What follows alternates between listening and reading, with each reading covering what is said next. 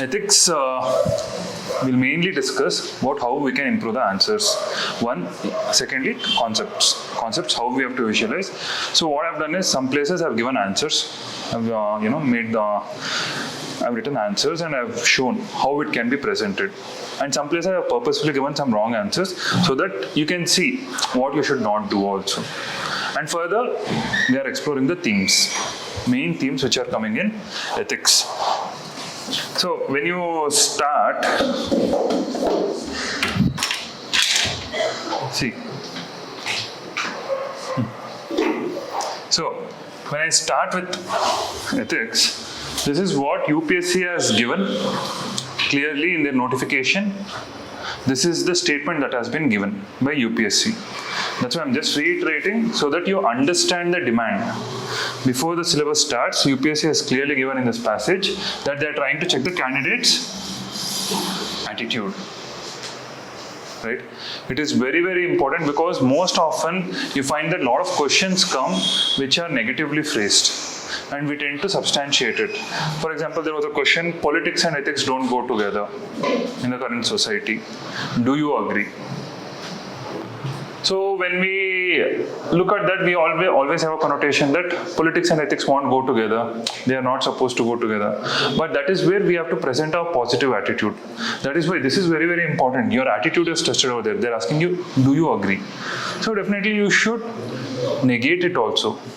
Why isn't politics and ethics going together? There are large frameworks where politics and ethics are going together.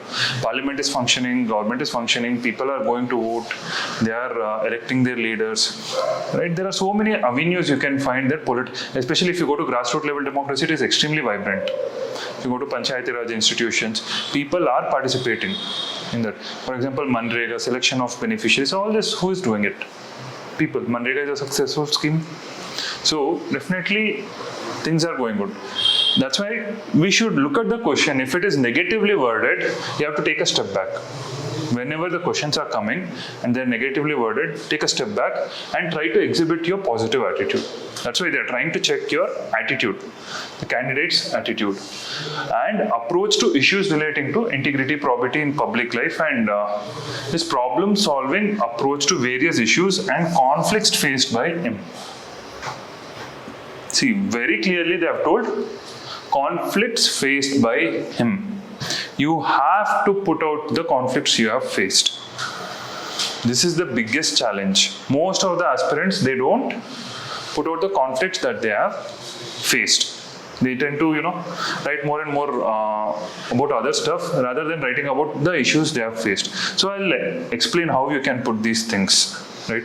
Writing about yourself will always improve your marks because they are trying to test how ethical you are. So these are the two things, two key points you have to take away: your attitude and the conflicts you faced. Because specifically UPSC itself has told, right?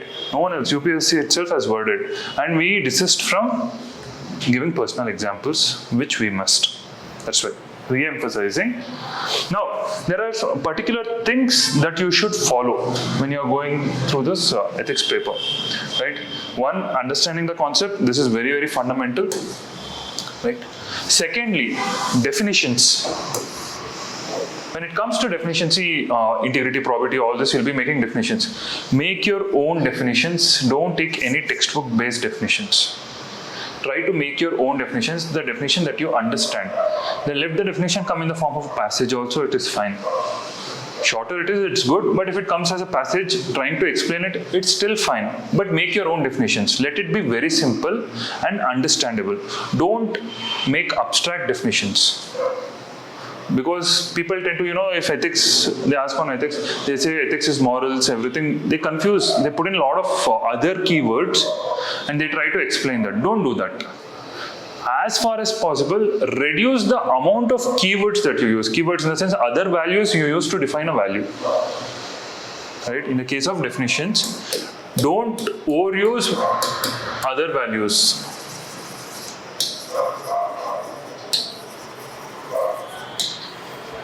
Right? This is important. That's why all those key definition, key words that are there, try to give your own definition. I'll explain some how it can be given, and try to be sensitive when you're doing that. And yeah, this is most important. Stop writing what you like in ethics. Become more organized, because a lot of abstractness comes. You have to be very careful. You need to think, you need to structure your answer. I'll teach you how to structure the answer and write it. This is one more important thing that most aspirants don't do. Learn to give reasons. For every steps that you take, or for not only in case studies, even in the paper, you need to start giving reasons, right? Why do I have to follow ethics? Because it does good to me. That is just a statement. How does it do good to me? See, in ethics, generally what happens is, how to generate points, there will always be a dilemma. So when you have to generate points, in the case of ethics or essay, the easiest way is to think how, why, what, when. It's not about, don't go to the GS structures, positives, negatives, outcomes. Start thinking why, how, what, when, where. These keywords or, question, these question-based words will help you think. These are like subheadings for you, right? I'll explain. When it comes forward, I'll explain how it goes forward. Now, one more thing is, stop thinking like you're already a bureaucrat. See, when you look at your ethics questions, you have to differentiate which is coming associated with administrative ethics, right? Look at the question. Some questions are straightforward asked. What are the basic principles in a public life? A question has come. Illustrate 3 values. Many of them become bureaucrats and they start writing as a bureaucrat. They're asking a normal citizen in a public life. So what we do is, generally in those aspects, we tend to already assume we're a bureaucrat and start writing, okay, as a bureaucrat, this is there, that is there. Rather, you should start writing from your perspective. Don't always assume that you are a bureaucrat. Unless and until the question is speaking about administrative ethics, don't touch upon administrative ethics. Even the examples that we try to give, everything, it goes on bureaucratic level, right? See, the first part of ethics is more oriented towards citizens. As a citizen, that's why, sources of ethics, they're speaking about mother, father, all this. They're speaking with respect to how a person learns ethics, how to uphold ethics, ethics in private and public life. All this is dealing with every citizen, not just a bureaucrat, right? So you need to be careful. You should not always think you're a bureaucrat. You should think like a bureaucrat only in case of administrative issues, right? And again, another thing, writing more values won't fetch you marks. You need to show the values. Most often, see, I'll say I'm empathetic, that's why I took this step. That is not the way we should, let's say there's a case study, I have to help another person. I'm empathetic, that's why I'm helping him. No, you should give a proper reason. That person's situation, why it is, your help, how it will help him and how it will help you. That reason has to be there. Never just tell a value and, never just tell a value and try to put it out as a reason. Yeah? And yes, showcase the power of a citizen. Always we have to say, an Aam Aadmi, what he can do, how much he can pursue, how much he can do, bring changes. Small level changes are always important. Micro level examples are always appreciated. Both macro is also good, but micro level examples are good on a regular basis, right? And yeah, this is the most important. Examine yourself more and understand yourself more. And last one, anyway, I've already spoken about it. Attitude. Don't get influenced by UPSC questions. Be careful with respect to your attitude. Looking at the questions, be very, very careful. Now, just let me just start with this. Generally, I start off with this only. What is ethics, right? So the understanding should be very clear. I think most of you guys already know. I explained. So ethics is what? When people come together to live happily. See, most of them, they miss out on these keywords. So we tell it's a set of standards that help guide a person's conduct, or we tell it's a set of rules, regulations, traditions, customs that people follow together so that they can live in the society. But that is where we need to bring in some other elements, like it's a set of rules, yes, but why it is there so that people can live together and happily. It should be like, normal conversation. When you're writing, it should come out as a normal conversation. Try to avoid making it technical. Don't remove the human essence out of ethics, right? There should be that human essence when you're writing any content in ethics. Don't make it too technical. I've written an answer for this, I'll just show you. So ethics, we are clear, it's those traditions, because without ethics, there is no society. Without ethics, there is no society. Ethics is the common ground, which all people agree. That is why we have Indian society, we have Western society, we have Arabic society, we have Southeast Asian society, we have Chinese society. Everyone has their own set of ethics, own set of rules, traditions, customs, which they follow, which is helping them to preserve their society, right? So that is the good part about having ethics. And see, what does ethics seek to promote in human life? Both are almost similar. This is 1 year's question. This is another PYQ. I've just added both together and given. Seek to promote in human life is in 1 year it has come. How does ethics contribute to social and human well-being? It's almost similar. 2016 and 18, I think. 2-3 different years. Now, what does ethics seek to promote in human life? Happiness. And peaceful coexistence where the mutual benefit for everyone. Yes. Peaceful coexistence, mutual benefit. And so, see, just put the answer. Okay, it's on this side. Is it visible? No? It's visible? Okay. So,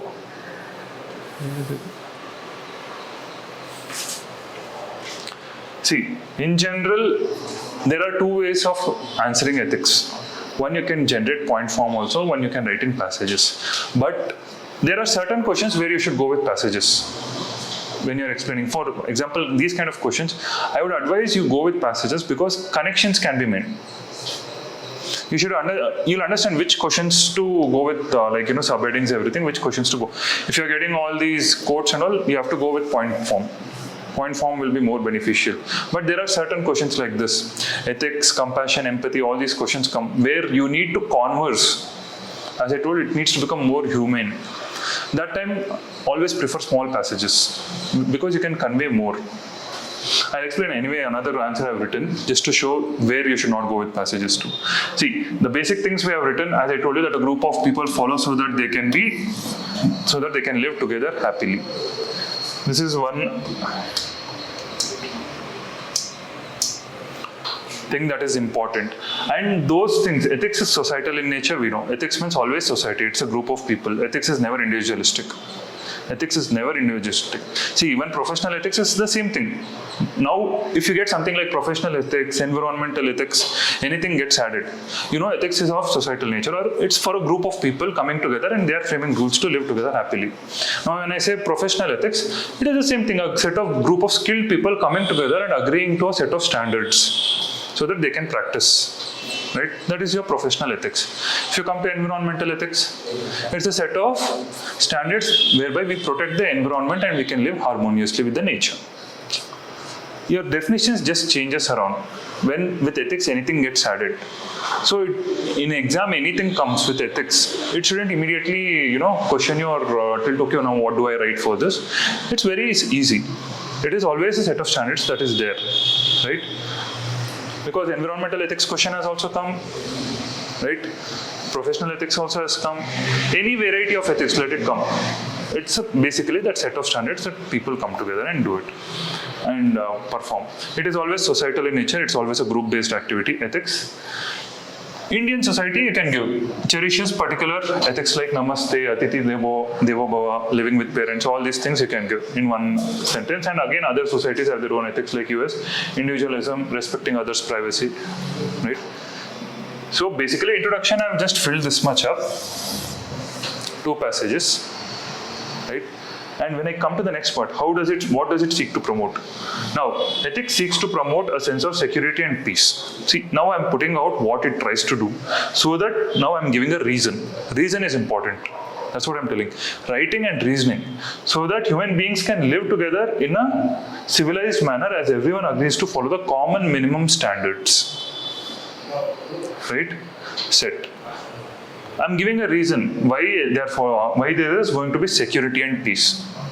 I am just not writing it as, okay, ethics leads to security and peace. And I'm trying to tell, yes, it leads to security and peace because people are going to follow that's common minimum standard, right? And again, with security and peace, if you see, stability is present. Now, with security and peace comes stability, which is present, which leads to again aspirations for growth. I'm trying to link one upon one. Now I'm trying to build the society. For instance, India and China aspiring for growth because now they have become stable. You can in fact put, or there now you can make a use of diagrams. Diagrams, see, you shouldn't make too much of mind maps. Diagrams, when you're making, it should be pictorially, pictorial, understandable, pictorially. See, for this, what you could have, another point we could have done is, let's say I could have just put, 1950 to 1990, post 1990, right? 1950 to 1990, when I take India, it was lacking stability.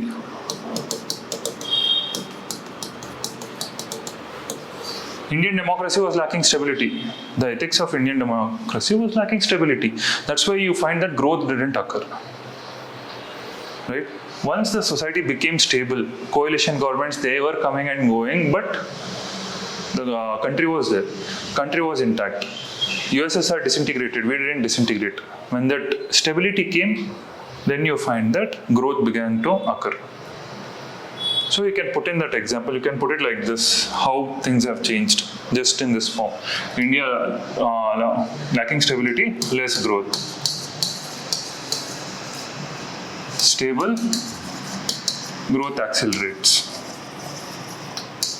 When societies become stable, growth accelerates. Right? So ethics is needed if you want to grow. Society's growth and development is based on ethics. Same thing, growth and development. For growth and development to occur, a level of interdependence among the members of the society is important, as you said. Mutual coexistence, interdependence. Interdependence is possible only when ethics is there again, only when there is trust. When I know certain things are going to come and be delivered. For example, a milk packet comes to my home daily in the morning. It is helping my work a lot. It is reducing a lot of time for me. Right? That level of interdependence is how society is functioning. Right? Even he is getting some monetary benefit. Now for the person, for the milkman to come and give milk, he needs his vehicle. Now the vehicle, for that he needs petrol. Petrol is always there in the petrol bunk. There's a level of interdependence. This interdependencies you can show. Right? Without ethics, this interdependencies won't be there. Where there is less ethics, then you will find that all this interdependence reduces a lot. People start moving towards self-dependence. They start distancing themselves away from the society. Right? So for this growth and development, interdependence is needed.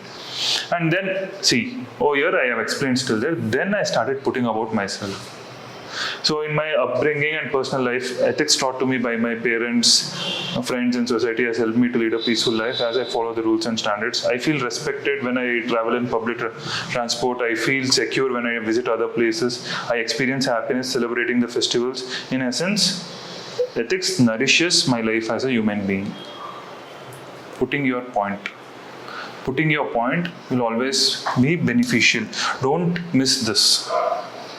Right? This is what I was telling. UPSC is looking at that, what you're able to put of yourself. The basic examples that you have seen in your life, you can start putting them.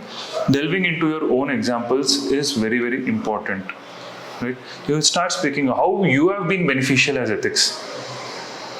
Because you are in the society, now you start thinking. See, today, tomorrow, or the next 3 days before you write the test, what I want you guys to do is think more on ethics. These questions which I am giving to you, which I am asking you, sit and think.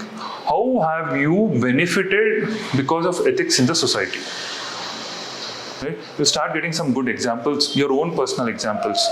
I've given just a generic one because if I give any specific, that becomes standard and everyone starts imitating it. I'm just trying to give you a direction. I want that personalized touch to come out. Right? You can always see. Need not be your introduction always starts with a definition. Here also you can immediately write about your experience.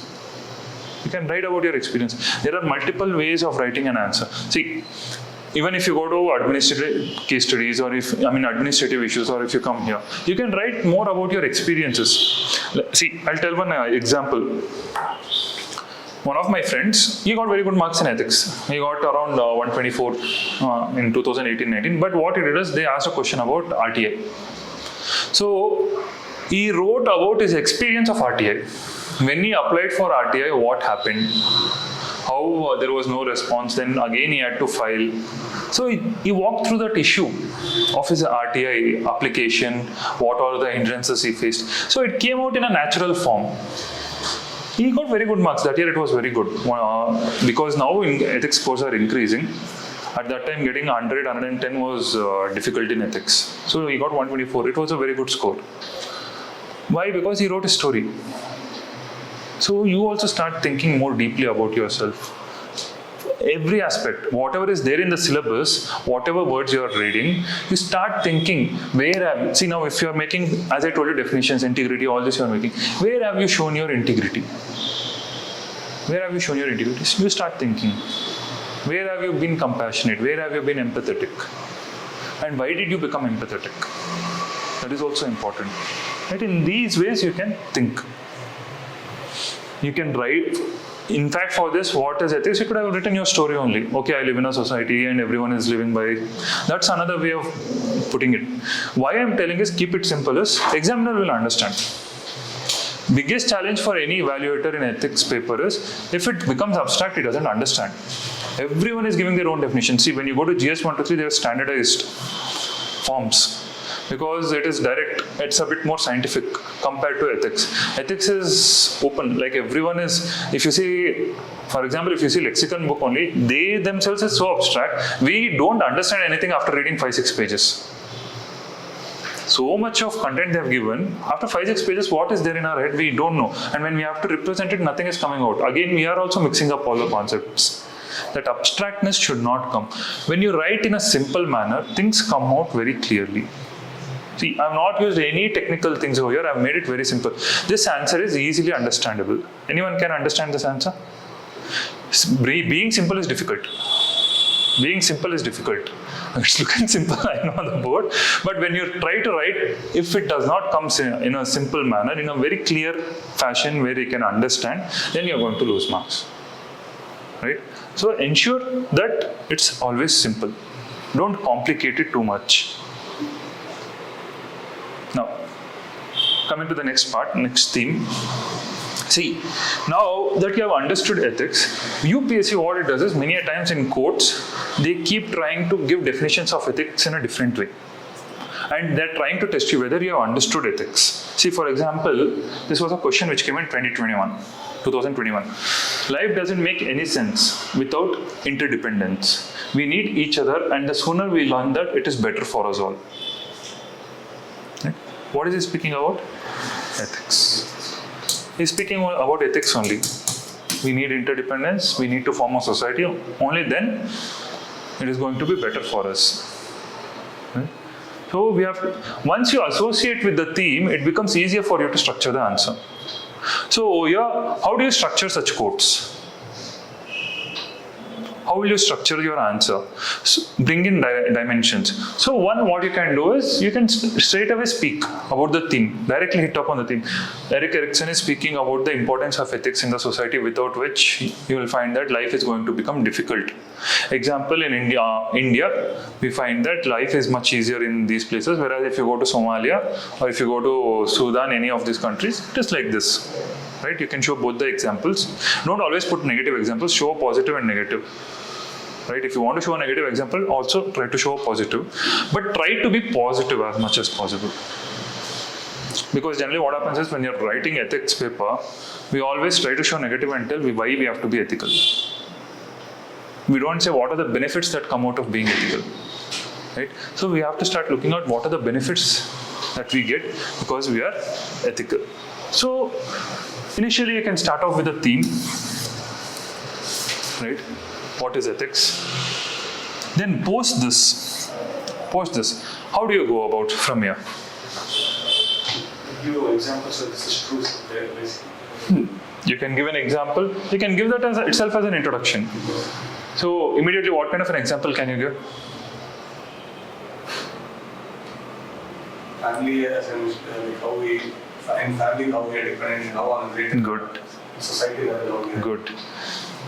Can start from yourself. Good. So as a family, in family, how interdependence is there? How father functions, how mother works, and how it is in bringing up the kids, and that's how stability is also being maintained in the society. In that way, you can bring. After that, see here generally in that 7-8 minutes, the challenge is we don't know how to generate more points. Suddenly we get stuck. Examples maybe, or we may be stuck with points. At that point of time, what you have to do is try cutting it with using those keywords that I told you. Why, what, when. See, why do we need interdependence in the society? Why do we need interdependence? Now you can write these things. You can write in points 1, 2, 3, 4. Why do we need interdependence? Again, for to live in a civilized manner, to live as human beings, so that we can cooperate and collaborate, and it will help us make our work much easier. You can write about your example. For example, I am a doctor. For me to be a doctor, I need support from the other ecosystem also. Right? Embrace your profession. If you have been professional, if you have been anywhere, embrace it, write about it. You don't need to refrain. If you're an engineer, write about it. As an engineer's experience, whatever you have got, you write about it. Right? So I'm a doctor. If I have to be a doctor, I'm again dependent on hospitals, I'm dependent on beds. I have a lot of interdependencies. When doctor tells something, nurse has to carry it out, only then the patient. Yes. Everybody has to work. Medicines. Yes. If the doctor is prescribing medicines, medicine should be available. Medicine should be good. So much of interdependencies is there. Else what happens? Deaths. There you can give example. Without oxygen cylinders, how it died. Interdependencies got cut. Right? In that way you can write 1. So you can generate 3-4 points over here. Why do we need interdependencies? And secondly, you can write why these interdependencies are breaking, or why there is lack of interdependencies in some parts of the society today. Why there is lack of ethics, basically, interdependencies is why there is lack of ethics in some places today. For example, if I go to Naxal areas, we don't find that the ethics is strong. The rules and regulations are going as expected. Why? Because there is social causes, people have not been addressed, poverty. When people are poor, they don't understand ethics. You can give Gandhi's quote over there. For a poor person, bread is the face of God. I'll give you a list of quotes which you can intersperse. I'll give you a list of quotes. You'll get it tomorrow, or worst case by Saturday morning.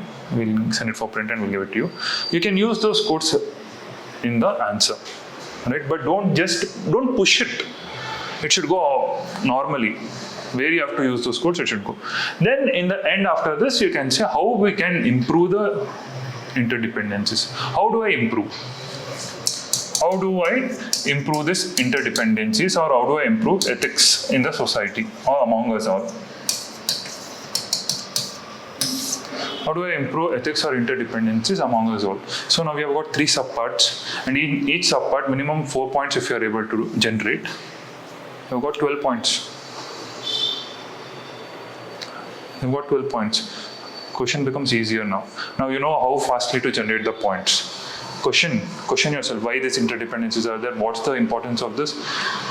See, you can generate multiple dimensions. With these questions, why, what, and all, you can generate multiple dimensions as subheadings. Once subheadings is in place, points generation becomes easier. If you don't have subheadings, that's when you don't know how to take the passage completely, like go till the end. And it also starts losing that structure, what you're driving at. So if you have got these subheadings, immediately you can cut it, and then you can start generating the points, thinking on simple lines. So here, why we need the independence? Under that, in what aspects of human life it is touching on? Yes, like given political, economic. Like, give me state it more clearly. See the political aspect, the Election Commission of India, its role in the politics becomes important. I would say you give it in the opposite way. People choosing a leader. People coming together, voting and trying to choose a leader. right? That itself you're giving a part of your job to some other person. There is an interdependency. Okay, he'll take care of the foreign relations, he'll take care of the security, he'll take care of the defense, he'll take care of the law and order. So some interdependence, I'm ready to elect him so that he can decide on behalf of me. See the language, that is what I'm telling, the language should be very, very clear. I'm just telling in plain terms, he can decide on behalf of me. That is how it should be written in ethics. That simplicity should be maintained, right? Don't complicate it. It will come with a bit of practice. When you write first paper, you'll understand. We tend to make it very complicated. It can be simplified, right? And the last part you can write. Always, see, one thing in ethics paper is always give solutions. Always give solutions to the questions that are being asked. Give solutions, because it shows your attitude that you're there to solve the problems. You should never only just state elaborate it and leave it. If there is a problem, there has to be a solution, right? So when they say, when this is not happening, how to do it? It shows an attitude, okay, you have got the idea, you are even thinking about solving it. Because we are so used to reading Hindu paper where only problems are discussed, not solutions. We don't have the habit of thinking of solutions. We are not into the habit of thinking how to solve the issues. We are more into the habit of discussing the issues, right? So solve the issue. Remember that solutions also give accurate space, like you don't cramp it up in the last passage. When you are giving solutions, give 3-4 points. Solutions will fetch you extra marks. Solutions is the key. And when you're giving solutions, give solutions, don't give suggestions. This is also another thing. There is a difference between suggestion and solution. Solution will involve an action. Suggestion will just give an indication. Always ensure it's a solution, that you are proceeding in that route. There is this particular action that needs to be taken. When you are giving, for example, how do I improve ethics in the society? What can you tell? How to improve? How to improve the interdependencies? The education, we have to improve. We have to bring in the concept of trust and. How do you bring in the concept of trust? Teaching our children to be cleaning the classroom conditions together, working together to clean the classroom. Yes, you can give the example of, in particular, I think Jawahar Navodaya schools, they make them wash the washrooms. The kids who are there over there, they will only wash the washrooms. Collaborative work. So it builds sports. So write that concrete things. Concrete sports, collaborative activities, group related activities. Don't just write education system should be revamped, so that is a suggestion. Solution will come more concretely, right? The frameworks should be very clear. Now, another question like this. This came in 2021. See, when statements come, it's like an essay. It's like a mini essay. You need to capture the meaning of the statement in the first passage. That's why I'm telling the themes. When the statement comes, you have to be very clear in the first passage itself. And there have been very limited themes, so you don't need to worry. You can easily capture it. So here, ethics is knowing the difference between what you have the right to do and what is right to do. What is to what? This question came. So immediately you need to write. See, you have the freedoms to do anything, but your freedom should not come in conflict with other freedoms. This is the major idea.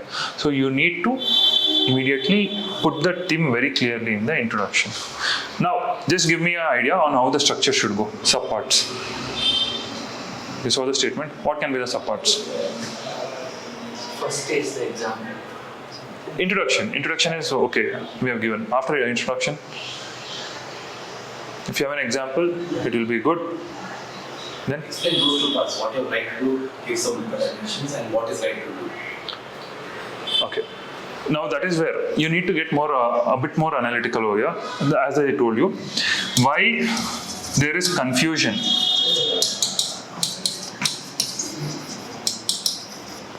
in doing the right thing? Why there is confusion, right? What are the repercussions? And how do I encourage people to do the right thing? 3 parts. I'm just using those questions and I'm able to generate the dimensions. When I get that dimension, 3-4 points will flow immediately. A dimension will give you at least 2-3 points, right? So with that dimensions, immediately more points will start flowing. But generating dimensions, you have to put questions. Practice that. Practice. After your first test, let's see how it comes out. Once your first test is there, if those dimensions are not coming, I'll explain how it needs to be further elaborated. But just keep cutting it. You'll get more ideas. When you question more for the questions, you'll get more ideas. If you immediately want to generate in ethics, mainly in ethics, question the question so that you'll get more ideas. Right? It's always the best way to generate points. See, now this is another one. This is another question.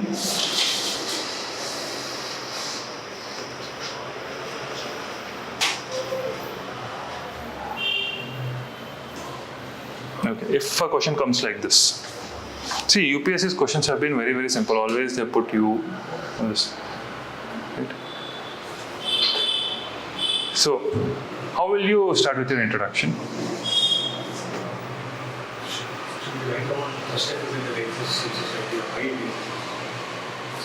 Positive attitude. No, positive attitude. You need to debate it. Why do you think there is a deficit? Today, do you really think today we have a trust deficit in the society as much as we had earlier? Widespread is something. Yes, widespread. No, that's why they're trying to push you. This is how the questions are framed. This is UPSC question only.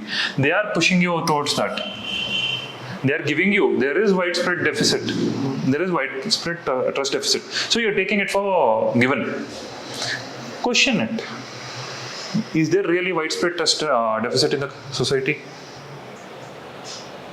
There is more level of trust. So you need to balance while writing means there are some instances. Some instances. So there are issues, but here the key word is this, widespread. If there is some trust deficit in the society, yes. Widespread need not be. People have today developed trust. In fact, year upon year, they are developing more and more trust. See, if you take even the case of government, there is more trust in the government these days than what was there before, because people are getting food, people are getting education, everything, facilities are being given, medical insurances are being given. They're getting more access. Has access been decreasing or has it been increasing over the years? Has trust been developing? Not only with the government, even among the people also. Today we are, see, you take your, let's say, the current developments. Many of you are owning, let's say, you have private bank accounts. You are having stock markets. Today you find Kite, Zerodha, and Grow. These are the major, they are not government owned. You are giving your details everywhere. You are giving your PAN number, Aadhaar number to whoever is asking. You are authenticating it. How is this? How can you say there is widespread? Earlier we used to be very careful. Now because digitization, especially with digitization, you find that there is more trust that is building. How much of you're buying something online need not be only in Amazon or Flipkart. Any something you find in your Instagram feeds, Facebook feeds, you are buying. You don't know where their office is, where they are located. Companies outside India are coming and selling their products here. How are we buying that? How are we trusting that they will deliver? Would we have done the same thing 30 years before? Someone outside comes and tries to sell. That's why that time Maruti Suzuki, they were the competitors. Maruti Suzuki grew at that time because it was Indian. We were not having that level of trust. Ford, everyone came. That time they didn't click. But now you see foreign countries, cars are coming, sales are improving, they are growing because there is more and more trust that is getting generated among people. Isn't it? Phone pay, net, we are trusting the internet. Account amount is getting debited, credited. All this, so many innovations are happening where we are increasing our trust among each other, isn't it? So I don't think there is a widespread deficit. You need to counter it. That's why I'm telling. UPSC purposefully gives these questions where they trick you into thinking, yes, this is happening. There is a trust deficit. There's something like this negative is there. Counter it. Especially when they use extreme words, be careful. Trust deficit, yes, there are certain trust deficit issues with respect to particular things. Maybe trust deficit in terms of now, previously anyone knocks on the door, we used to open the door without any hesitation. Today, we have a peephole. We try to see through a peephole and then decide whether we have to open or not. Today, you are having gated apartments, biometric logins. So yeah, trackers. So geo tagging, all this we are doing many aspects. Even for the social welfare department students, I observed that they're putting geo tags, whether they're coming to class or not. So certain places there has been trust deficit. Scams. Yes. Investment scams. But see, now it has decreased. That's what I'm telling. Investment scams, almost every week you used to have, 15 years back. Every week you used to have someone created some site over here, some real estate. Some scams used to come out. That Freedom 250, that scam didn't translate. Today you're strong. If you remember, there one person told for 250 rupees I'll launch an Android phone. Right? Only for 250 rupees. Amount went, but immediately government also went. And they seized the account. They said first you manufacture and give, then you take the amount. So they caught hold of him. Then he had to give back the amount to whoever paid. So today we are strong, we are dealing with it. Society's trust is also improving. That's why more volume of transactions are happening economically. Even socially also trust is improving. We are able to trust today to a large extent.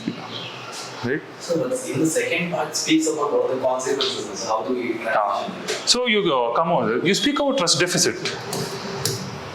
You speak about trust deficit. What are the consequences? First you tell, what I'm telling is negate it. Don't make it the theme. Negate. In the introduction itself, if you want, you negate it. There is no widespread, there is trust deficit in particular areas. We agree. And what are the consequences of it? Now we can write for personal well-being, how it becomes. We tend to become more suspicious. We tend to look at things with suspicion. We tend to ensure more security, more safeguards. We tend to make more walls so that thieves don't come in. All these factors start. Even for societal well-being, the transactions, everything will start, they become more suspicious. Economic activities don't grow. You tell this, but again over there you can write. But you find that with more and more, with the current era, things have improved. This is not the case today. We are learning the ability to deal with the consequences also. We are having regulatory systems, or people themselves are acting as regulators. Or we have the government stepping in, who are able to immediately identify and arrest those issues over there. You need to put that complete aspect. Don't just address for personal well-being and for social well-being. After that, you write, we are able to deal with it. Again, that you are putting in the true perspective. That's how we are dealing with the society. See, that statement, the first thing that I showed in ethics, they are again telling how you deal with the society, how we have dealt with the society in an ethical manner. That you can write. Last thing, this is most important. In this question, this is the most important. What can you do at the personal level to make yourself trustworthy? Now, what can you do?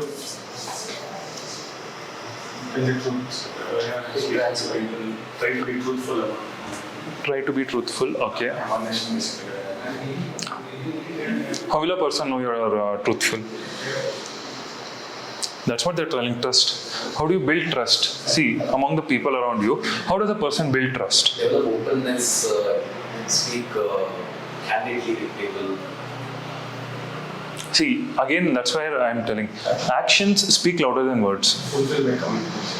Yes, punctuality. I kept going to school on time. So I was always taken for as punctual. Or I finished my homework on time, I was taken as punctual. Right? I used to not spend money I was not a spendthrift. I used to save money. So everyone knows I am careful with money. Your behaviors project a person, how he behaves and what he does, that actually projects what he is. Right? I respect women. I always courteously greet them. what do you say? Always address them with madam, or with some you can say, what are those greetings? It automatically says he's a gentleman. These are some actions which you need to write over here. What can you do at the personal level to make yourself trustworthy? By exhibiting these behaviors, what kind of behaviors you exhibit, you need to write about that. That's what I'm telling you. Write actions. Don't tell the values. See, they should understand, okay, you speak the truth. How will they understand you're speaking the truth? When you have been practicing what you're telling. When you believe in something and you practice in something, they'll also work. If you're clean, it becomes very automatic. They tell. You will only be able to predict, my cousin behaves like this. How do you tell that? Looking at his actions. Is it, my cousin loves to travel. How do you know? Because he's been traveling. Right? So, actions are important. When you're writing these content, write those actions. They are the key. Don't skip the actions. Right? That's why, especially when you get such questions, inside one question, 3 questions are there. Space it out. Wherever you get the chance of you or something like this, give more space to that. Because this is at the last, it does not mean it's the least. This is where you'll get more marks. You exhibiting yourself will get you more marks. If possible, write 1 page only about this. The first page being about this, which is difficult. I know you'll move up till 1 page, 1.25 page, or at least one. Don't make it 1.5 page. At least 3/4 of a page should be given to this about yourself. Right? What have you been doing to make yourself trustworthy? Right? Presentation, everything well dressed. It itself projects one thing. Right? All those things you can see. Even you can bring in your professions. Suppose as you're a doctor. Now as a doctor, how do you build trust among the patients?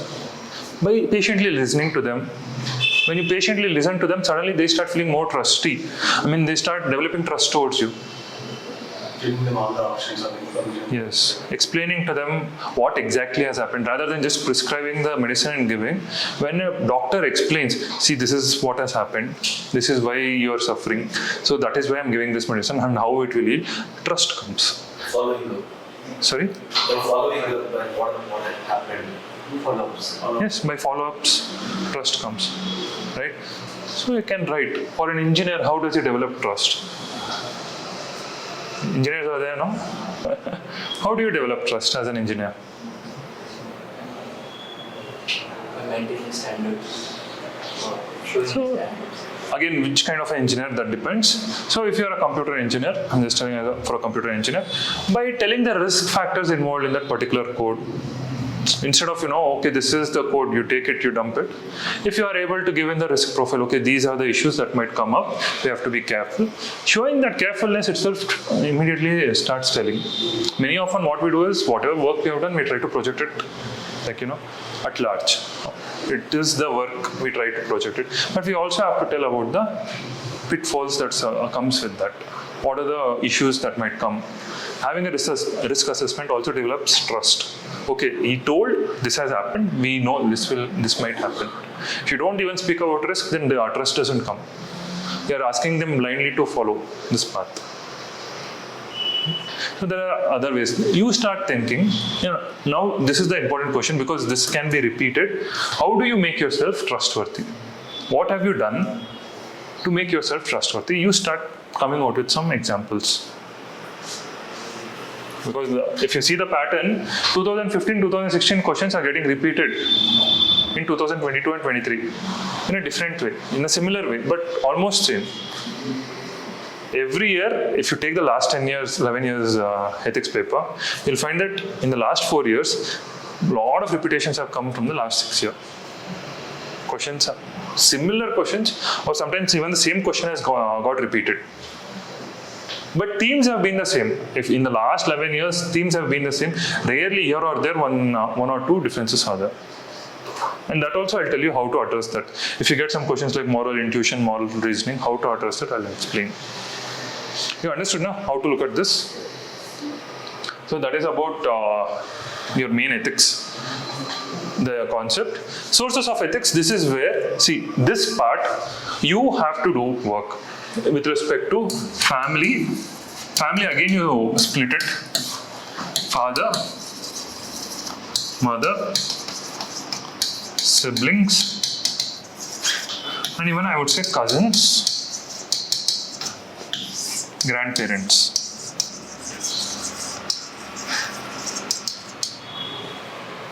Right? I would say make at least three examples. Keep three examples ready. Try to make it as personal as possible. Try to make it as personal as possible. Three examples, if possible. Right? About what you have learned from your father. Because, yes. Means, example is to illustrate what you have learned from your father. To write of example. What actions? Something he did at some point in life, which I saw and I. Yes, you imbibed from your father. No, there'll be many things. See, simple things I'll tell you. If you see a small kid, you'll understand. He imitates what the parents does. So, for example, if some parents are doing exercises, the kid also starts coming and doing exercises. We get influenced. That leads to a healthy lifestyle. If parents do exercise, kids do exercise. If father does exercise, kids also exercise. And they get into that healthy lifestyle. What they eat, same thing. Now, how they eat nutritious food. If the parents are eating junk food, ready-made foods, kids are also going to get programmed in that way. But if the parents are trying to eat freshly prepared food, the kids are going to do that. It is the same thing. So whatever you observe from your father and mother, 3 examples from your father and mother, all your parts. Other 3 examples, what you're associating, negative things and positive things from others, as I was just telling you. So make one clear distinction. 3 examples of yours, 3 examples from others. Right? So that you have a balance. Because one question has been repeated twice. Abdul Kalam's quote, the 3 most important people. That's where you need to tell about how your parents, especially your father and mother, have influenced you. You need to write that. Not only others, you need to write about yourself also over there. Don't just write, everyone starts writing about mythological characters, mythological or ancient texts, right? So you start writing about yourself also, your parents, what they did for you. Siblings, cousins, and grandparents. This is one source, family. Other source is your school. Isn't it? In school, again, who all comes? Teachers, friends. So we have 2 parts, teachers, friends. And in school, what you do is, another exercise I would give you. See, it is very basic. I can also give information, but anyway, if you collect, you will be able to think. In school, there will be particular activities. What kind of activities you have participated? It might be sports, reading newspaper, those actions you remember. Reading newspapers in the class, or daily in the assembly, first 10 minutes giving to newspapers, prayer, right? Art and craft. Why you used to do that? Why was it added in the curriculum? Why would you speak about poems? Why did we have poems? Think a bit more in a subtle manner. Why did we have all these? Right? If languages, different, we used to learn about our mother tongue. We used to learn poems from there. It was an introduction to our culture. When we learn our language and when we do that, it's an introduction to the local culture. And that's one way of trying to tell in the childhood stage itself, okay, these are the traditions, customs that we have been following and celebrating. That's how they imbibe ethics. So you can start putting in that kind of content, right? So think about the activities, 1. Think about your teachers, how they have been inspirational to you. Think about your friends, most inspirational. Right? Friends are the most inspirational. Like, they encourage you sometimes. If you have good friends, I think everyone does. They definitely stand by you. It's okay. Nothing will happen. Though your parents sometimes See, definitely sometimes, not every time we'll be successful. Whenever we fail, parents sometimes might scold, sometimes might react, even they might be upset, but it is a friend who comes and tells, it's okay. He is the one who calms you down, right? So friends play an important role. So identify those things, how they reduce your stress, right? The influence of friends on you. Again, take three examples, same thing from here. How friends have benefited from you and how you have benefited from friends. Right? Keep an idea on that. Based on that, you can write your answers if you have these set of examples with you. Because again, friendship means everyone goes to Karna, Duryodhana, right? Those standard examples only, they get into that part. Write something about yourself. That is the uniqueness that you can bring in your paper. That is the most unique things you can. The unique thing is you yourself. Others won't be able to write about you. And that is the difference that comes in the paper. Else everyone will be writing the similar content, almost similar. The only difference comes is you. Okay? Now, moving on. Now, what do you understand by values and ethics? So, UPSC sometimes they give this question, what do you understand? They are not asking what is ethics. They say, what do you understand by ethics? That is when you have to again get into passage form. When they ask such questions, what do you understand by values, what do you understand by ethics, you need to get into passage form. There is one document with me, but I think I'll give you the crisp of it. I'll give it as in 2 pages. DOPT, as 10 years back with UNDP, they had got together and they had made one very beautiful document. Values in public administration, how to inculcate values, what is happening. The explanations are very good in that, but it is almost 200 pages now at the time. I'll summarize in 2 pages and give it to you. In that, it tells in a very nice way. See, ethics, finally what it does is, it helps us conform to the societal behavior. Like we are trying to conform. Internally, it need not be internally driven. Ethics many a times comes as external restrictions. I have to abide this, that's why I'm abiding. I'm not abiding it enthusiastically. I'm not abiding it because I agree with it. Because it is there, I'm abiding it. Right? So, they are given a very good thing. That is where value system becomes more important. Teaching ethics is important, but teaching values is more important because without values, ethics won't blossom. Ethics can be followed, but it won't blossom. Right? So values are the one which fill spirit to ethics. The right values for the society, when they have decided these are the values which can help our ethics to grow, these values are the ones which help us blossom in the society. So you have to understand the importance of values. Now values is what? Values are self-preferences. What I give value, it's a value. If I give value to money, it's a value. Money is valuable to me. If I give value to gold, gold is valuable to me. If I value, let's say, friendship, friendship is valuable. If I value love, love is valuable. If I value trust, trust is valuable. Right? So what I give value, that is value. Whatever my preferences are, whatever I give importance. So yeah, when you are able to fill it up with the right spirit, integrity is as a value, if you are able to teach to the students, ethics blossoms. Empathy, compassion, if you are able to teach these values, that's how ethics becomes strong. If you have to strengthen ethics, the values have to be taught well. Right? Only teaching ethics, okay, you have the power to vote. That is ethics. Everyone is going and practicing ethics. They are going and voting. But what value is driving them? It is the values which are driving them in different manners. Some people are having particular values which are not in spirit of the particular ethics. Voting is, yes, everyone is coming out showing their hand, everything, and telling, yes, I voted 60%. All these people voted. But what are the values? In fact, when people put nota, that is the important thing. In some places, people have put nota. That is showing values. They are more thinking. If when a person is putting nota, okay, I reject the candidates that all the political parties have put. Why should I be limited with the options? It is the value system which can encourage you to put a proper vote. Voting is important. Nota becomes more important there. Nota is an expression of the value system than ethics many a times. So that is why you should, these questions, try to write it in small passages. Don't make huge passages, another thing.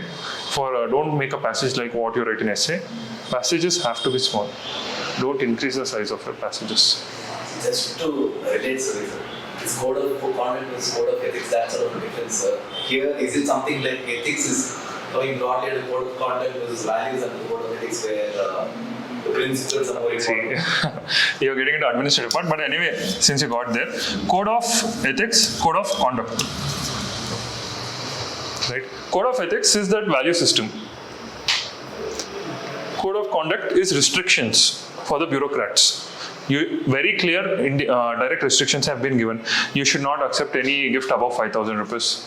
Below 5,000 rupees, you can accept if any dignitary is coming, anyone is giving it. Above 5,000, you have to give it to the government. Or if you want to retain that, you have to pay the amount to the government. This is very clearly specified. But code of ethics is trying to tell in the right spirit. Okay, 2,000 rupees only if you take a gift, 3,000 only. Whether that gift was given out of what intention.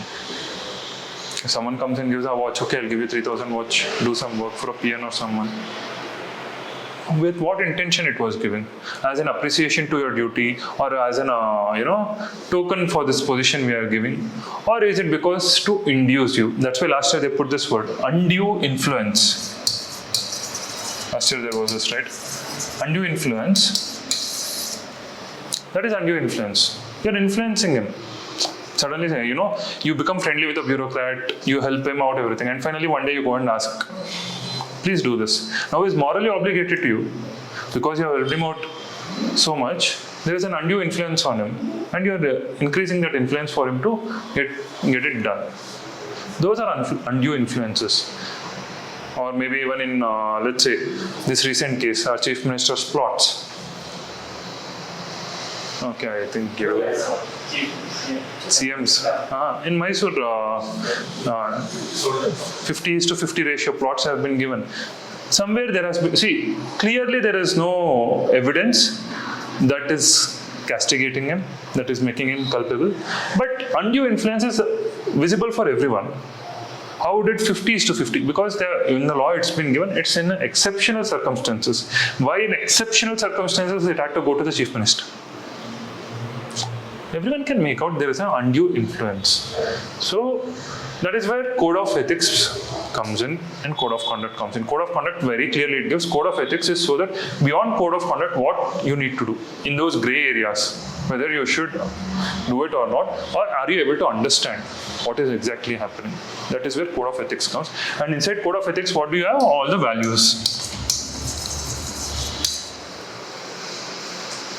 Today there is no separate code of conduct and code of ethics. Practically I'm telling, in Indian government, there is no separation of code of conduct and code of ethics. What they have done is, inside code of conduct only, they have put of code of ethics. Because UPSC used to ask, 6 years back, UPSC used to ask questions, what's the difference between code of conduct and code of ethics? Because that time it was separate. Afterwards they put everything inside. Today in code of conduct only, you have code of ethics. When I come to administrative ethics, I'll explain. Right? So you write it in the passage. Is there any table in this any table forms, values, ethics, and points? Differences or something like that, similarity differences? See, there is no differences. That's what I'm trying to say. There is no differences. Values and ethics are now like comparing apples and oranges. Right? Or I wouldn't say apples and oranges. I would say orange peel and orange juice. So the values are the juice, orange peel is the ethics, what you see. And for any other questions, if it was different, we could compare it also. Yes, we can compare when it comes to morals. These three terms are generally people get confused, ethics, values and morals. Values are individualistic, values are self-preferences. Ethics is societal. Morals, now the problem with morals is, it is universal as well as individualistic. Universal in the sense Many morals, generally when you say moral, it is transcendental. Means almost everyone agrees that this is right at individual level. Now, for example, gratitude. Almost everyone in the world agrees that gratitude is a moral. See, when you touch morals, you are touching something called as good and bad, right and wrong. Right? When you touch morals. Now, another thing that you have to be careful with morals is, see, many a times the questions, what they do is, societal morals, they'll phrase it. This phrase has come many times in questions. What do you mean by societal morals? The society as a whole tends to follow a emphasis on Prescription. Ethics. Societal morals is ethics. Society is right and wrong. So society tells something is right or wrong based on the standards that they have set. So similar to what I told for ethics. Ethics, if you add environment, if you add professional, how it changes character. Same thing, when morals, what you add next to it, it takes on the character of that. Right? Constitutional morality. So constitution becomes what is right in constitution, that is there. Anything against the constitution, it's wrong. Right? So morals also you have to look at it from that same perspective as you saw ethics. Right? Constitutional morality. Same thing over here. Morals is individualistic in nature. Every person agrees it's good or bad, right or wrong, but they have that universal value also. Only morals, if you take. Only morals, self-sacrifice, all these things are considered as very good morals. Right? Love, loyalty, gratitude. So these are generally considered. In every country they are almost considered. These things are universal. Right? I think next I was speaking about morality only. Yes, morals. I was speaking about morals only. Understanding the use of the word morals. That's why you have to be careful. Now, for example, constitutional morality. So what is right according to the constitution? What is not right according to the constitution? In true spirit. In true spirit. Right? This is what constitutional morality is. Whether it's in true spirit. And how does one uphold constitutional morality? So how does one uphold constitutional morality? You have to uphold morality. This anyway you guys will be able to do, right? I've written an answer just to show how it shouldn't have gone this question. See, write in passages, but certain times what happens is, while writing, first part is fine. Constitution is a document of words, letter and ideas, but what makes it sacrosanct is the willingness of people in the society to abide by it. Constitutional morality is the spirit of the people and the institutions. It's not just people. To create it to abide by the constitutional values, not just in letter, even by spirit. So, neatly, clearly I have explained. Then when I offer my seat in bus to elderly citizens, I am celebrating constitutional morality. When I greet people, I am practicing fraternity. In this ways I am showing morality. Now how to uphold it? One is to educate myself. Again, over there, first I should tell. I should get educated, then I should be able to tell others also. One way. Now here, see, what happens is, here is where you have to be careful. The first part, I purposefully wrote this. The first part, you can write till here in the form of a passage because you are trying to explain what is constitutional morality. These kind of things, when they ask definition basis, what they ask, what do you understand by values in ethics, what is ethics or what is constitutional morality, write in passages. Try to explain in passages because it needs a passage content. In points, it comes out very short and concrete, which doesn't give the clear idea. But next part, how to uphold constitutional morality. This should come in points. If you continue to write in passage, what happens is the same things here. Secondly, thirdly, fourthly, something like this only it starts coming to the mind. Right? These areas you can make it short. How to uphold constitutional morality. So educate. So and again respecting and following the law. Respect, kindness and dignity, showing respect, kindness. Use those kind of words, those soft words, which will, actually encourage the examiner to give you marks. Dignity, not discriminating on any basis. Then you give an example. In my childhood, I stood up to a friend when someone was calling him names. something like that. You can put those contents, not encouraging habits and attitudes that stray from constitutional norms, not trying to bribe any government servants. All these things we can write. Why I'm telling you shouldn't write in passages, conclusion becomes challenging. Here, you can generate more points. When you can't generate more points, you go for passages. Right? When you feel you can't generate. But when you will generate, at the end of this you will generate, I'm very sure. In next 20 days, you will be able to generate points in ethics. That won't be a challenge. So when you have to put these content, write it in points because you can put more content. Right? This is the wrong method, that's right. Don't do this. Understand where to put points. When they ask definitions, there you have to put passages so that the understanding is very clear. In simple words, you have to explain what it is.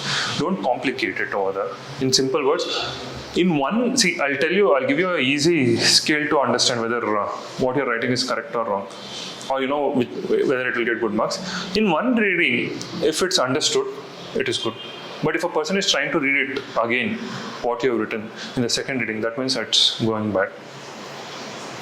Simple content in one reading, they'll immediately grasp. Complicated content in one reading, they can't. And when evaluators don't sit for second round of reading. I keep telling this to my students, make the evaluator's life easy. He will make your life easy. You make it tough for him, he'll make it tough for you. You should motivate him to give marks. We shouldn't push him into a zone, what is this paper? Right? So motivate him and try to ensure that you are able to present it well. Now, moving on. Now try to identify the theme of the quote. Let's see.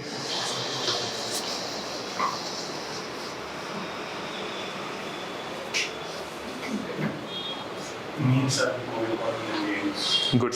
So this is another most common theme, means and ends. Means and ends is another most common thing that UPSC keeps asking about. You can associate a lot of questions with this. I'll show you some more questions. See, when means and ends come, right, how to tackle the question associated with means. Generally, UPSC has even once asked, what do you prefer? What do you prefer, they have asked, but at the end many people, they have not written, like I'm seeing most of the aspirants, when I ask such questions, they don't write about what they prefer, they write about what Gandhi preferred, what Nehru preferred. What they preferred is lost. They try to balance, at the end, confusion comes out. So you need to take a stand. In these cases, you need to take a stand. This is where you can use some theories. So means definitely, see, today when you take Indian society, we are largely means oriented. We have largely been means oriented, be it our freedom struggle, be it the very idea of Ram. All these people, they stand out for means. Though we have Krishna also, Rama versus Krishna. Finally, we want answer as Ramakrishna. How do we get there? So you explain the first part. You tell the importance of means. Generally, when such questions are asked, you tell why it is important to be ethical or why it is important to be means oriented, following that, so that your conscience is intact, so that you find that people trust in you, you set as an example, you ensure that the coming generations don't get dissuaded to follow the ends. So these are the things that you set. But there might be certain scenarios where ends are required. What are these scenarios? Or what are the particular scenarios where ends might be required? This is where, this concept of what you can call the white truth we say, or the white lie also they tell sometimes. You can call it as anything. The white lie or the white truth. It is where you find that by telling a lie, it is benefiting the person and it is not harming him in any way, harming anyone else in the other way. For example, a doctor telling a patient, you are going to recover. You are going to, recover and everything is going to be good when he is almost on deathbed. Or a mother telling a child when the kid falls, no, it's fine if he's got hurt. Or mother telling a story, catching the kid, showing the moon and telling colorful stories. right? So particular time ends become important. See, it is not harming the society. Fake confidence before exam. Ends. That is harming you. That is harming you. Rather than that, encouraging your friend. Exam is coming, he's feeling underconfident, underprepared. You're encouraging, no, okay, you can do it, you can do it. Instilling confidence. Yeah, instilling confidence. But sir, but is it a lie, sir? It could be even, it's a truth also, sir. No, sometimes you might feel this fellow won't clear anything, but knowingly you do it. You think, okay, this fellow can't do it, but still you encourage, right? So, just telling, like, for example, need not be only in exam, in sports. Now, for example, Virat Kohli. We didn't know he'll play in the last match, but Rohit Sharma went and no, he's keeping everything at the end. Looking at the record, 4 or 5 matches, he couldn't play. He was not able to adapt to the pitches. But he instilled confidence. Even he believed it or not, I don't know. What will he do? God only knows, he would have thought. But yeah, that is instilling confidence. Though you don't agree with it, but you are still trying to do it. Right? So that is what you call as the white lie. So you can bring in those circumstances. See, generally what I say is, in this, to bring a balance, go with this JSML. Don't write his name, but I'm just giving you his theory. See, Bentham told maximum good for maximum people, right? At the cost of others, if certain people are lost in that, it's fine. But J.S. Mill came out and told maximum good for maximum people without harming anyone. Right? You can go with that idea over here. So, means and ends, when the debate comes, you can go on the same lines. You'll largely be a means-oriented person, but sometimes if you have to adapt ends, you will adapt, ensuring that no one else is harmed in the process. And it comes in the benefit for the society, right? Then you tend to become a ends-oriented person, only in that scenario. You need to project yourself. See, you can project yourself as 2 parts also, like you're a completely means-oriented person also, you can project, right? Because they're asking about you. You're a completely means-oriented person, you're just below Lord Ram, you can project like that. If you want a balanced view, you can present something like this. But think of some of your own examples where you have put a white lie. Where you have put a white lie or you have experienced a white lie. Right? Because many a times. Now, let's say, see, my son is there. If I take him to any shop, he'll sit with a toy. I want it. He won't leave the toy. I say, I don't have money. I don't want him to get into that habit of taking everything that he sees. Yes. So now how do I don't have money, you come. So he starts understanding money is important, money is valuable. If I start buying, he'll sit with more toys. So in that way we start tackling, right? So look at your own experiences. And you try to say where you have spoken the white lie or you have experienced the white lie. There will be many instances. Right?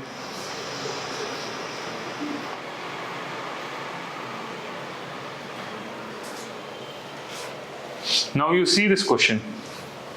Try to identify the theme in this.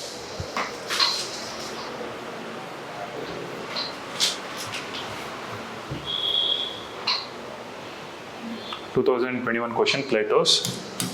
This is Plato's quote. See, just because they put Plato, don't get influenced, it's his theory. Right?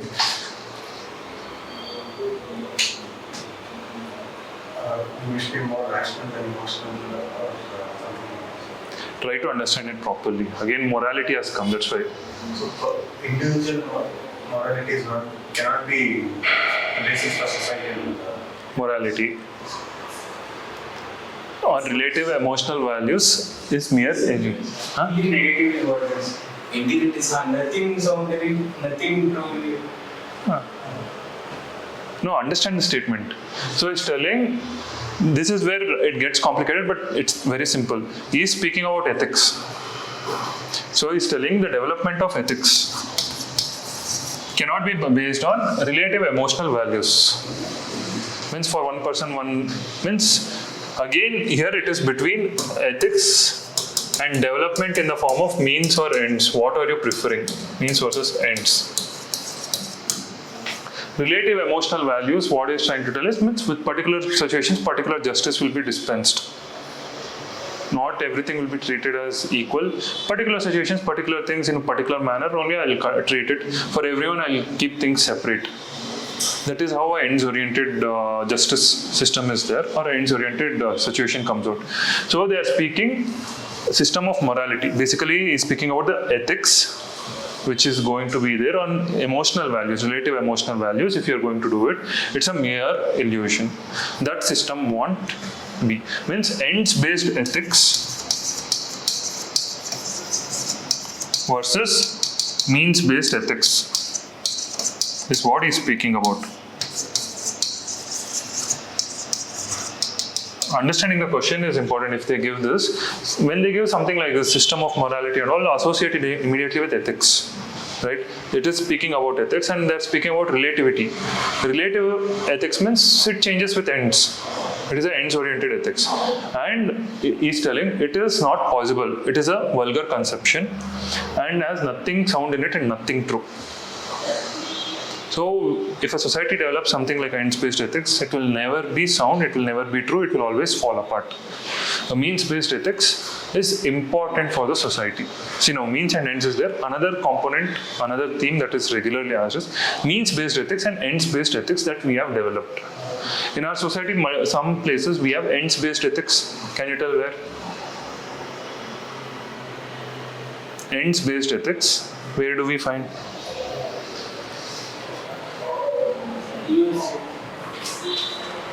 In our society. Jallikattu, okay. Yes. Capital punishment, marital rape, all this you can put. Those are ends-based ethics. You are doing that so that, see, marital rape, why do you justify? So that family will stay. With the hope, with the thinking that end is there. Or conjugal rights. Even though they are separated, conjugal rights is there. Why do you do that? Because ends is becoming important than the means. So those are ends-based ethics and they have nothing sound, nothing true. Whereas means-based ethics always has truth in it, right?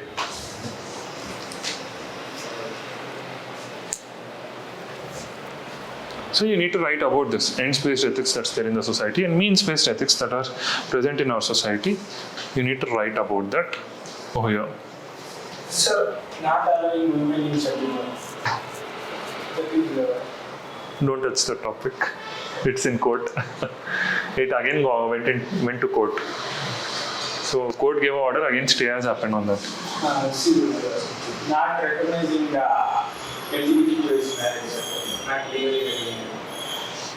No, we are having this transgender bills and all now coming out. Supreme Court didn't recognize, telling that it's the role of the Parliament to frame laws. They're telling we are not the institution to grant this.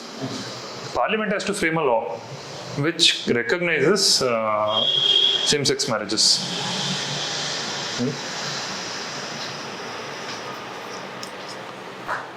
That was good on the part of Supreme Court because they understood. Anyway, when I come to judicial activism, I'll explain in polity. That's a classic example of judicial activism on the lines of judicial restraint. That is restraining themselves from encroaching on the parliament sphere. Anyway, this is understood how to go about. It's the first day, that's why I'm taking it.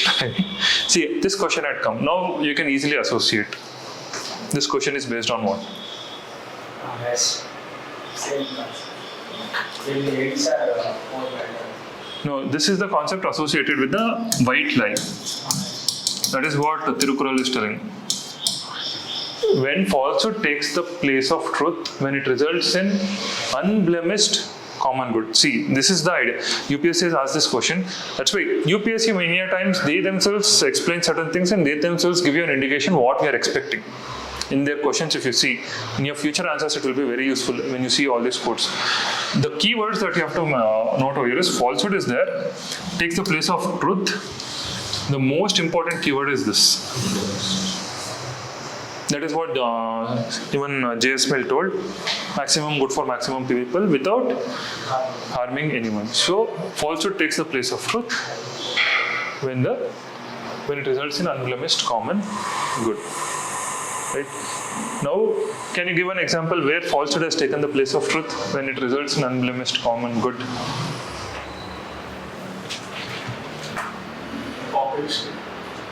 Population policies. Yes. Good. Certain policies, populist policies, which were adapted, which were universal in nature. Take universal in nature. Don't take specifically only for particular things. Take universal nature-based policies, which have been adapted and they have resulted in common good. Primary education systems, primary health care. This has helped the society. So you can write about that. So in that way you can write.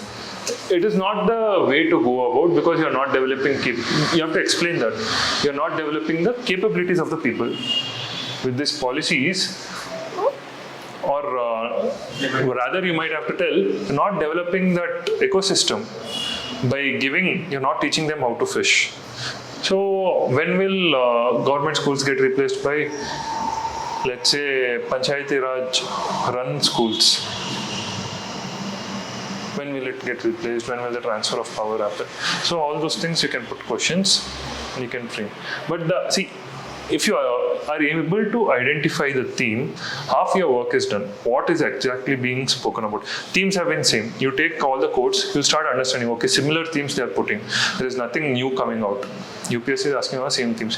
One it will be means versus ends, one it will be either on ethics, one it will be on social values versus economic values.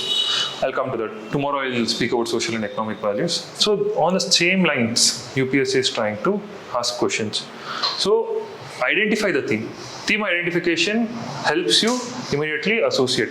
Because in ethics, barely I think you have 20 themes or 25 themes maximum. And on all those 20 themes, anyway, you'll be writing answers. I'll be giving those themes in the paper. Once you know what to write, what are the content to be there, you're almost ready. Your paper, at least in the 13 questions, 9 to 10 questions will be on those themes. It will come on those themes. Rest 3 questions here and there, it will be there. Some new innovations they'll bring. But that also you can tackle. Moral intuition, moral reasoning, all this, it's easier to tackle. It's not so difficult. I'll explain that in next class, how to tackle those things. Now, the other part, another theme. Law and ethics. The relationship between law and ethics. Now here, there are some important things that you should note. So generally what happens is students start writing more and more about how law and ethics are different. If I ask you what's the difference between law, how and law and ethics share a complex relationship, and they both are certain times away from each other. Most of them will write, yes, law is punishment oriented, ethics is incentive oriented. On those lines only they tend to write. These are the common points. But what I'm telling is, you have to generate different dimensions over here. Not just the separation. You have to even create, generally what you do is, you create a matrix.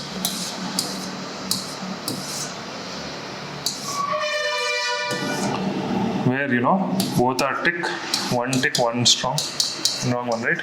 Both are wrong. Generally, like a matrix, if you create, then you immediately will get more dimensions. Where law and ethics are supporting each other. Where law is there, ethics is not there. Where ethics is there, law is not there. This you can live. Not required. 3 dimensions you automatically generated. Legal, ethical. Like that you can generate dimensions. But this dimension is important. Where law supports ethics and ethics supports law. Where do you find law supports ethics and ethics supports law? Stealing. Huh? Stealing. Stealing? Stealing something. Law supports ethics and ethics supports law. Positive.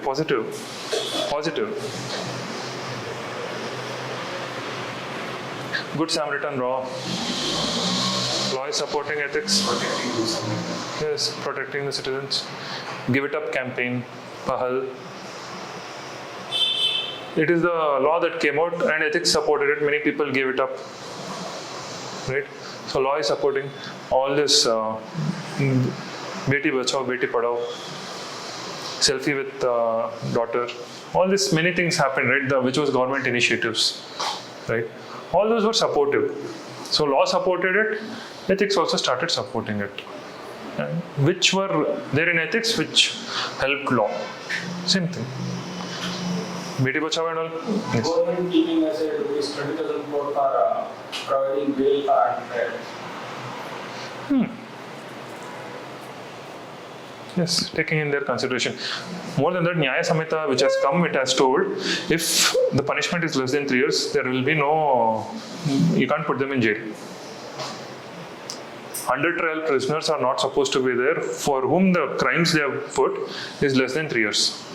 This resolves a huge issue. Because even for 6 months crime, they were arresting him, putting him in under trial, and he used to stay there for 2 years. So these scenarios were there. That's why in the new Nyaya Samhita, 3 years, anyway, that topic again we'll discuss. Just giving you an example. 3 years is there. Now you are telling they can't be put. But try to find examples in that way, where law and ethics are opposite in both the ways. Law is there, but ethics is not ready. Ethics is there, but law is not ready. Can you tell where law is there, but ethics is not ready? Swachh Bharat campaign was more on this. People, they felt more comfortable getting in the open. Yes. People felt more comfortable. No, but see, ethics is also not supporting because we believe in a society of cleanliness. For us, it does appeal. Cleanliness does appeal. Everyone has spoken about cleanliness. Because when you go to God's room, you want it to be clean. Isn't it? I think something, adultery law has been removed now.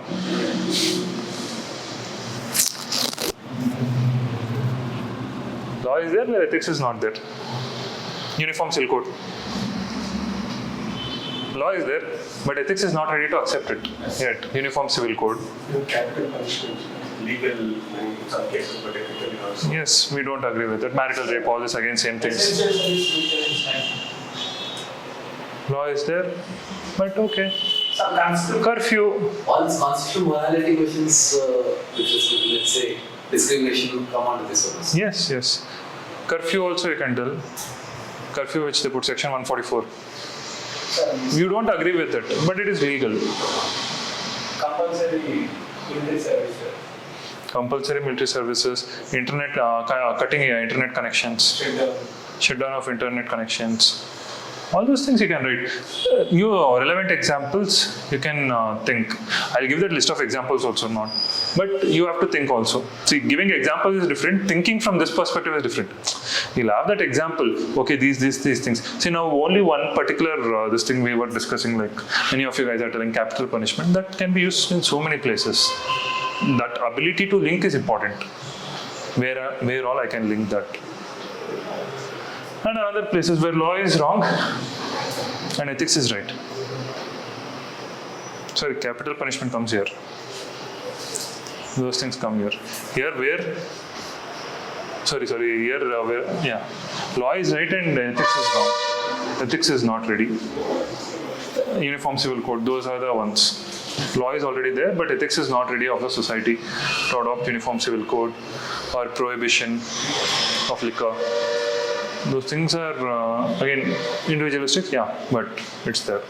Here, the opposite. Marital rape, conjugal rights, all these things you can put over here. Right? Internet connections comes here. Internet connections come here. Law is there, but it's not ethical. You can write about this. So when you see this, whenever you get anything particularly like relationships, law and ethics, something like that, you can always try to write in this way. The patterns that you can develop in generating the dimensions is through this one way. Now if I ask you about professional ethics, always try to think like that. Professional ethics also, what you can do is, generally skill and ethics. Right? Again, you can put where skill and ethics is there. Where skill is there, ethics is not there. Where ethics is not there, skill is there. Where both are not there. You can generate dimensions because question has been asked. Warren Buffett's question. On those three elements he tells, right? Integrity, knowledge, and energy. All three are important. One without another leads to a collapse. It's coming on this only, professionalism. You have professionalism, I mean, you don't have skill, but you have ethics. What will you do? In India, you have too many people like this. You don't have skill, but you have ethics. You get these people, good for nothing. In your families, they'll be telling no. For some people, some of your cousins is good for nothing. Just joking. But yeah, there are people like this. But how do you, even they don't contribute to the society, right? That you can generate those dimensions. See, generating dimensions becomes easy if you have two concepts like this. You start thinking like this. Okay, these things are there. This is there. This is not there. This is there. This is not there. Then automatically, almost you have got a lot of points. Right? That's one way of generating dimensions in the answers. Law and ethics, again, share a complex relationship. Tell how both have been supportive towards each other, how each have supported in the development of each other. And then you come to the differences. Then you can also speak about how sometimes law is there, ethics is not there, ethics is supportive, law is not there. Right?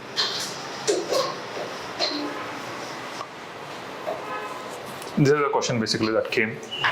This is one of the questions. 2 tools for controlling human conduct, so as to make it conducive to civilized social existence. In general, we say law is also a component of ethics. You can write that also, because within ethics only law also come. But since just discussing in this manner, how do you discuss how they achieve this objective? So how both of them together achieve this objective. So ethics puts the groundwork, framework, and law begins to develop it. Ethics demands it, law gives expression to it. Right? Sorry? Ethics is much broader in framework. Yes. The essence basically, and law is more the fighting lines of how to do it. Yes. And giving examples show how the two differ in their approaches. So ethics is more like, one important point that most of the students don't write in law and ethics is, when you take the case of ethics, ethics is present for every situation. This is very, very important, that most of them miss out. Ethics is present in every situation, any kind of situation that's there, ethics is present. But law might not be present. Law might not be present for every situation, but ethics is present in every situation. Most of the students forget to write this. This is an important point. The reach of ethics is more than the law. Why I am telling this is, see, India having 140 crore people, today we are a peaceful society. It is because ethics has reached the remotest villages than law. Today, when you take the ratio of one constable or one police person to the people, we are having 1:1 to almost 20,000, I think 22,000. Somewhere around there, 10,000 to 20,000 it is there. Whereas if you go to US, it is 1:400 or 300. For every 400 people, one policeman, and 1:10,000, 20,000 people.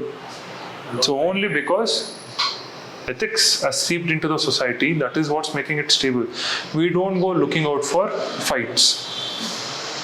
Right? That is the ethics that is there. And that is why you find that we are able to hold the society intact. That's why that is important. You have to write that, because when you are writing India specific, it's a very, very strong point for India, that ethics has seeped into the remotest areas of society where no road, electricity has been able to go. Right? Into forests, everywhere it is present.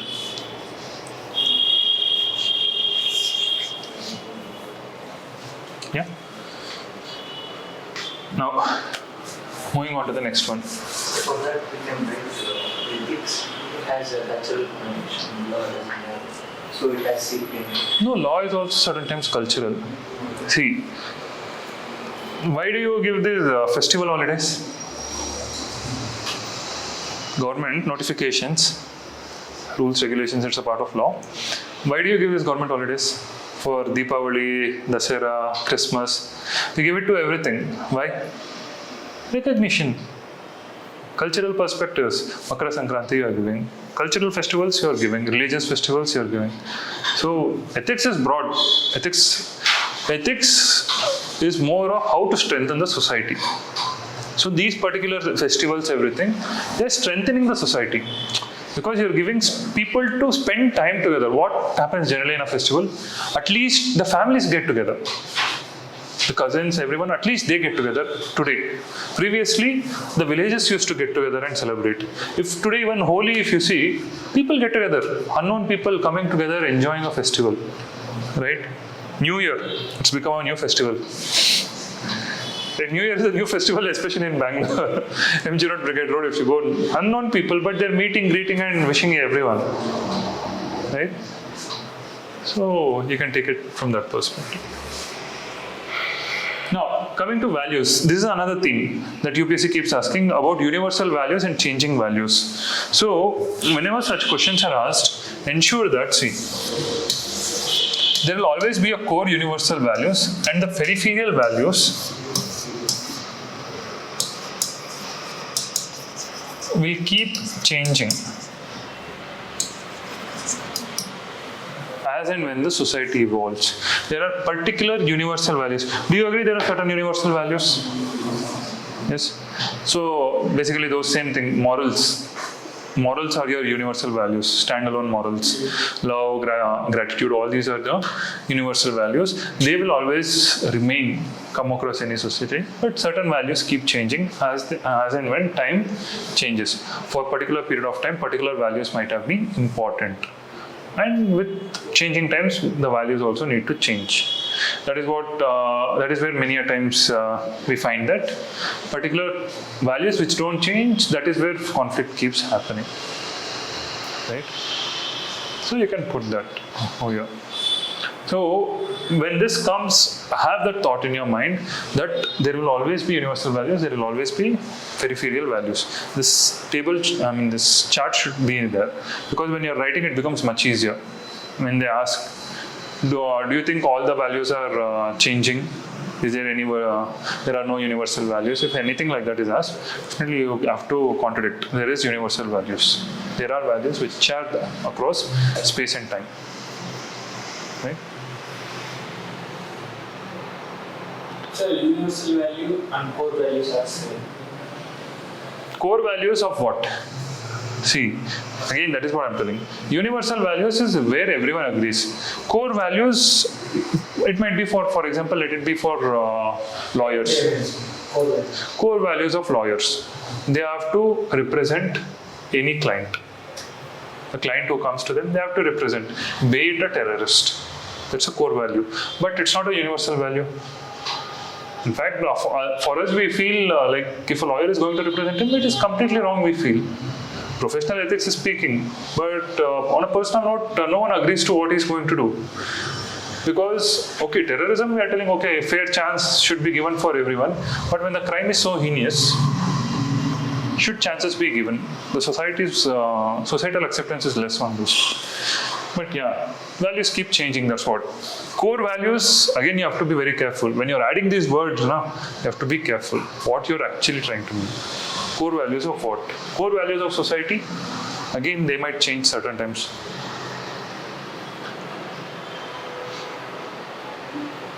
Today, for example, one of the core values of society was patriarchy. It is changing, especially in urban areas. Patriarchy has changed a lot, right? So, certain values, they will stick on. Certain values will change. These are the changing values. Tomorrow I'll discuss about that. Social values and economic values. Then you'll get a more clearer idea. Now, ethics, public, personal and professional. So, public ethics, personal ethics is, anyway we have discussed that part. Public ethics, when I take, what are the public ethics? How you behave in the public. So you make a list of those public principles that you want to exhibit, because UPSC has asked directly. Last 3 years they have been asking very directly, what are the 3 public principles? What are the public principles in? What are the principles of a public life? 3 important principles of public life. Now, when they ask 3 important principles of public life, ensure you write about yourself. Don't write about bureaucrats.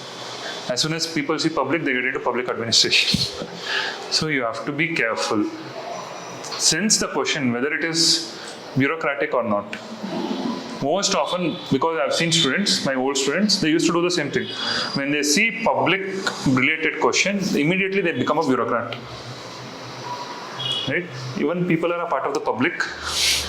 You have to think like people. Public part, so you start writing. Take some 4-5 examples of public life. What can you give for public life? People throwing waste. Oh, anyway, tomorrow I'll do, when I do probity, I'll express. So public life, people throwing waste. So you can say cleanliness. Respect, dignity of labor. This is important in public life, which is very much not there in India. Dignity of labor. Feeding street dogs. Okay, animal care. So you can write certain principles of public life and professional. Now in professional, again I've already explained how to generate those dimensions. If you have been working anywhere, if you had worked, liberally write about it. If you have worked anywhere, liberally write about it. Don't hesitate. You have got an opportunity, you have got an edge. If you have worked also for 1 or 2 months, anywhere, anything, write about it. If you have not worked, then you give it as a third person perspective. Right?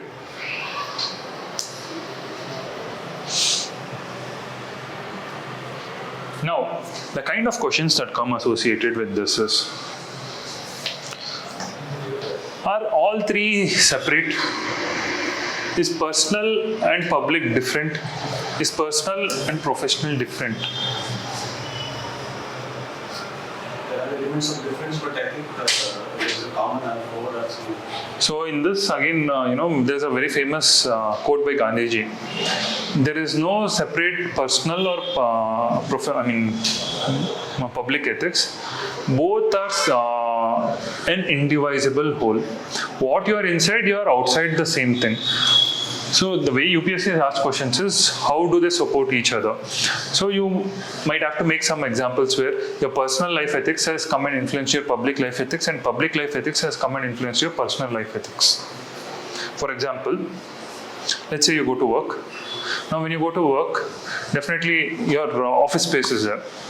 The space that they give it to you. You don't keep it dirty. You keep it clean. Certain elements of cleanliness comes. Now you come back to your home, now you start organizing things. Or at office place, you start respecting the other gender. And when you come back home, you understand that you have to respect. You start sharing work over there, which might translate when you come back home. In home, you might be having particular ethics which might reflect over there in terms of punctuality, in terms of discipline, organizing things at home. That might come and reflect in your office space. So you do carry yourself. You don't become aparichit. In office, you are a different person. Some people are there. In Kannada, we have that famous saying, "Maneg mari uri gukkari." Right? But still they are exhibiting. It's just that in house they've not got a platform. Maneg mari they become because they're not able to exhibit that behavior at home. What they're doing that liberally. Very difficult to act like that. There are people. There are people. Oh, with friends they are completely open, but with their family they are like always fighting. And certain people get shocked. Is this fellow like this? Right? So, you find that personal, public, professional ethics, they go together. Right? How they are in the personal life, public life also, they tend to behave many people. D-boss. Right? So he's literally thought his professional ethics into personal ethics. Just giving you an example. But people, see, they're not able to differentiate. It's not so easy to lead separate lives. All the lives come together. Everything mixes up. This example can also be given in grand context. Yeah, you can give. He was not able to differentiate and he got into that. Yes. When you see an army person, for example, they are so disciplined inside, they are so well trained. When they suddenly come outside, they get very much irritated. They get very much irritated with everything that is going on. Example, my friend is there. He comes to our office. He starts ensuring that everything is clean and organized. He can't take it. He can't sit. When he sees that a bit here and there, it's unorganized. He ensures every drawer is opened, everything is intact, it's neatly organized, and then he pushes it back. Because it's become a part of that is their professional ethic, but they're carrying it everywhere. Now they can't tolerate unorganizedness. Right? If we are messy over here, we tend to be messy outside also. Right? So all those things are an influence. It influences.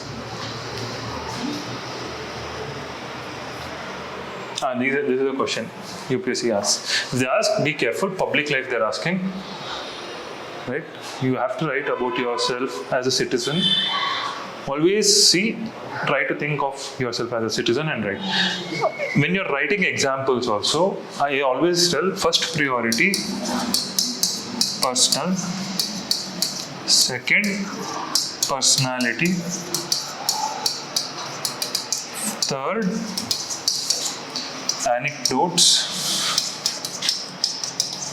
fourth, bureaucratic. These three relatable, third one, but examples you can generate along 4 dimensions.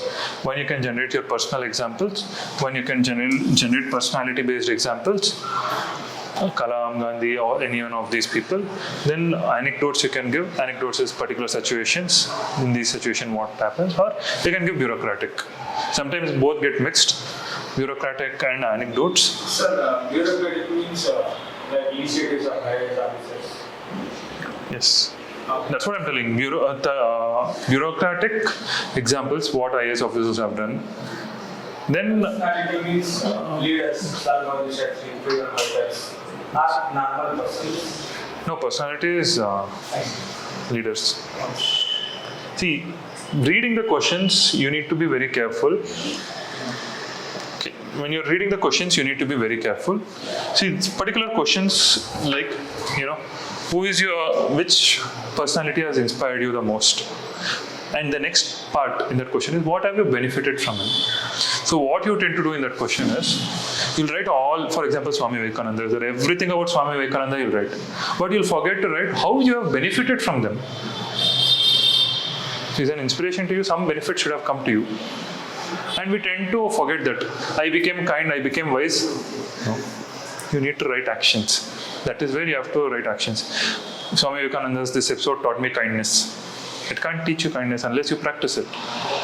Only with practice, something happens. So you can give a particular example where in your life you have had a particular personality. See, it need not always be that, famous personality or, any personality who's an inspiration to you. See the question, how it is worded. If they're asking famous personality, take a famous personality. Or sometimes, some parents are heroes for their kids. You can always write about your parents, how they have, been an example to you. Look at the question, grasp that question, understand when they're putting you have to put about yourself. You have to put yourself out. If you don't put yourself out, you're going to lose marks. This is critical. Right? Historical examples. You can put again anecdotes and all these history-based examples. Those you can put. Primacy I'm giving is for personality, personal. Sir, in question it is not mentioned what do you think, but they have directly done. So what is moral reason? See, that's what I'm telling. Administrative case studies, you'll get to know it's administration based. The remaining, not case studies questions. The remaining questions, it is about you only. You have to see what you have done. The more you put out, it shows that more you have been engaged in the society. And in fact, you have been engaged in the society. It's not that you are taken sainthood and you have moved away from the society. Even now you are engaging in the society while you are preparing for UPSC. Even now you are doing many activities when you're going around, helping others, sharing. Friends will be there, sharing with each other, materials, helping them, pushing each other. So many things you guys will be doing. Right? Information, transparency, everything is cascading. So capture those examples.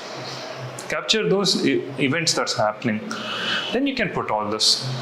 And current affairs you can use. Some places you can use. So that's why I started speaking about, internet cutting. All this you can use the new latest examples, internet shutdowns or what's happening in Manipur, government not able to bring come to a standstill. Even bureaucratic examples, I'll give some, which is not generally give others have it, because again giving each Sridharan the same TN Sesha, this I think you're saturated. Everyone is saturated. I have some different set of examples, latest ones. I'll try to give that. You can use them. Like for example, N. Ravi. He was the peace mediator for India. This thing, Naga Accord. Yes. So he was the one who went in 2016. He was the one who mediated, right? He had some particular mediation skills. So you need to take out some other examples, because everyone is giving 3-4. Armstrong Payne, Prashant Nayar's Operation Suleiman. Everyone, it's saturated. Yes, sir. So, do you need to write standard examples or you can write other examples? Other bureaucratic examples which have been successful, you can write. Should I, because I have both examples. Write something new is what I would suggest. If you have new, if you don't have new, in the exam hall, if you don't have new, if old only, you have to stick and write. Don't put pressure, because maybe half mark you'll get. At the cost of half mark, don't ruin another answer. At that moment, prioritization should be there on completion with whatever data you have. Right? Tomorrow I'll discuss more about other themes. There are another, I think almost 5 or 6 themes we discussed. Another 5-6 themes I'll discuss with respect to part A, what is coming. Then you can write a test. Right? Any doubts?